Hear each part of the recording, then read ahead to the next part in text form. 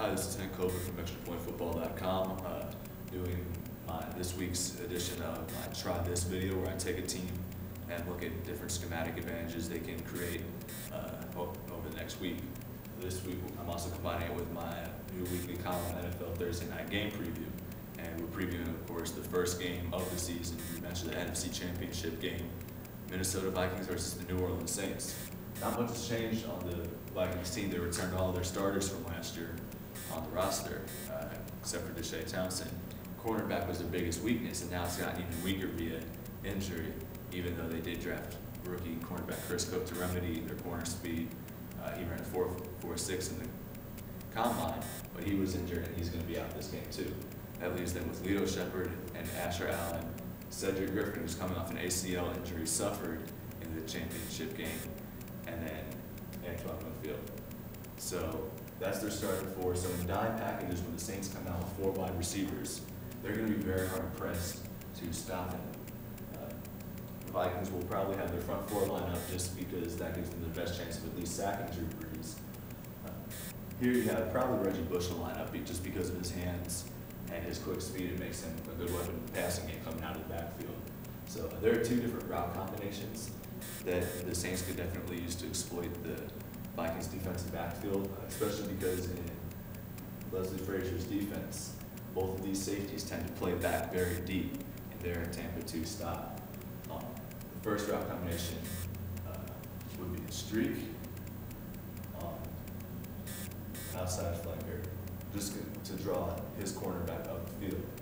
And then a flag route by the slot receiver. Because of where they cross here, one of the 2 will be open. Just depending on if the flanker beats his man, he'll be wide open, but the slot guy won't. On the other hand, you have a very good chance of the slot man on the break getting past the quarterback for just a second and getting open, and a quarterback with precision and accuracy like Drew Brees will exploit that hole every single time.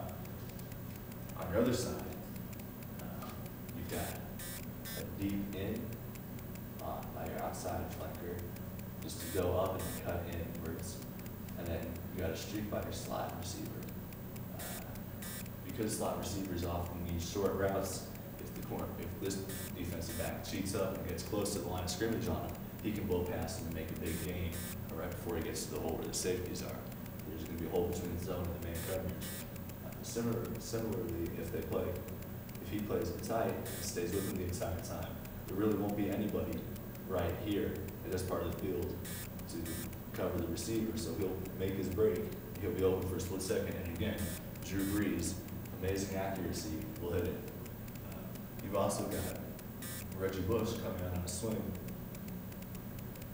or a wheel pattern coming out of the backfield, and he can catch a pass too if the middle linebacker is not on him quickly enough, which he likely won't be simply because of Bush's speed. And also, of course, you want to keep the defense honest and prevent them from doing something like a quarters package, using an extra safety, putting 2 linebackers back here to cover Bush. You want to make sure they keep their 4 defensive linemen in there by running with Bush every so often. He's not a good up-the-middle runner, but here they can't really afford to blitz with their middle linebacker.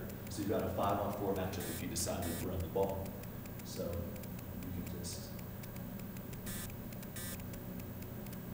take the each out of the game or out of the play,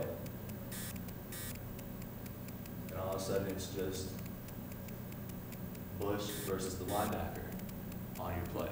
So you've got 4 different options. This side of the field, left side of the field, Bush on a wheel coming out of the backfield, or just running Bush up the middle, all of which can be very effective against the Vikings defense. Again, if it wasn't for their injuries at quarterback, they might match up better in the passing routes, which would then mean they'd be better able to defend the run, because they would have to drop back and be so paranoid against a deep pass. But because of this, of their injuries at cornerback, they have to play very pass-oriented, and so then when Bush comes in, it can be effective as well. But then if they clamp down on Bush, they got the passers, the pass catchers to worry about. So it's a catch-22, and so out of this formation, using some of these routes, the Saints could have a very good chance of exploiting this weakness in the Vikings defense and making the game a lot less close than the NFC Championship was.